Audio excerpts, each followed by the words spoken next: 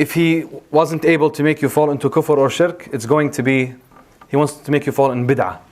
And bid'ah is anything that is not of that deen, as Rasulullah sallallahu alaihi wasallam defines it.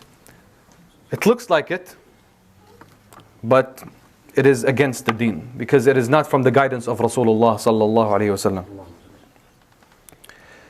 من أحدث في أمرنا هذا ما ليس منه فهو رد كما قال صلى الله عليه وسلم. Whomsoever innovates or brings about something in this deen that is not from us, that does not follow my guidance or the purpose of my guidance, then it will turn against him on the day of judgment. I'm sure every Muslim has this question: what is a bid'ah? The best way is to give a mithal, to give an example. وَبِالْمِثَال يَتَّضِحُ الْمَقَالِ, as the scholars say. The number one bid'ah that we see in our ummah today is in leadership. In the Muslim world.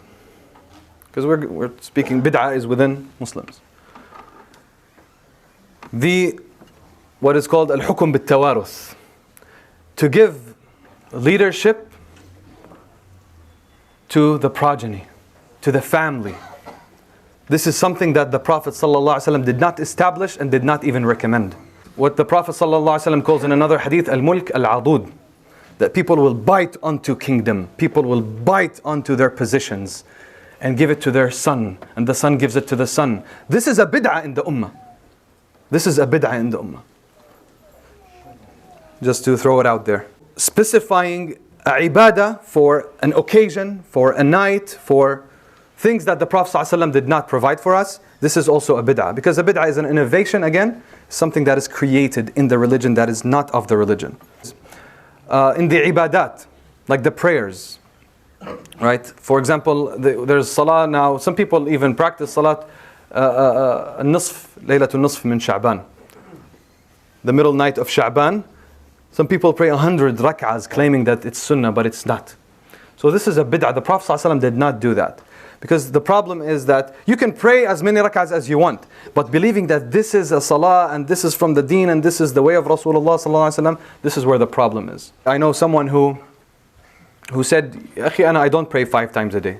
I don't believe that we need to pray 5 times a day. I believe that I just need to pray and that's it. Just connect with God in some way, shape or form. So I just pray 2 rak'ahs in the morning when I wake up and I continue my day." MashaAllah. Created his own deen. Right? So that's a bid'ah. Exaggerating in al-Mawlid al-Nabawi. Because this is a question that we face every year.